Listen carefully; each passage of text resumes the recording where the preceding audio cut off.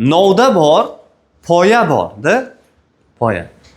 Biz ko'rib turgan daraxt shoxlari, tanasi, ular poyada. Poyada. Hozir bahorda hosil bo'lgan bargli, yashil rangdagi shoxlarini novda desak bo'ladi.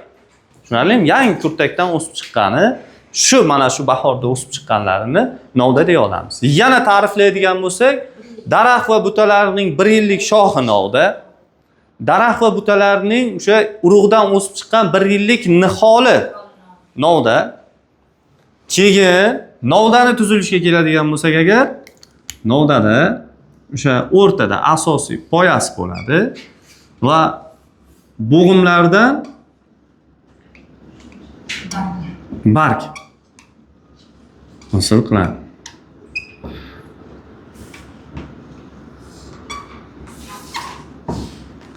Novdani o'zi mana shu o'rtadagi asosiy qismi qanaqa rangda bo'lar ekan? Yashil rangda bo'ladi. Yashil rangda va bo'g'imlarida barglar joylashgan. Barg qo'ltig'ida esa sekin kurtak hosil bo'lishni boshlaydi. Kurtak. Novdaning demak barg joylashgan yoki kurtak joylashgan qismini bo'g'im deyiladi. Bo'g'im deyiladi va ikkita bo'g'im oralig'ini bo'g'im oralig'i. Bo'l.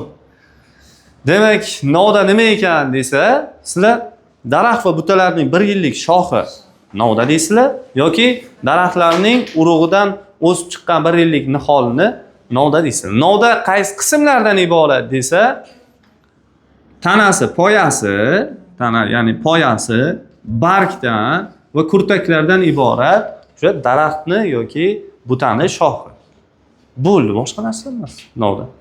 Agar novdada faqat barg hosil bo'ladigan bo'lsa, bu bargli novda, ya'ni vegetativ novda. Agar bunda gul hosil bo'ladigan bo'lsa, bu generativ novda deymiz.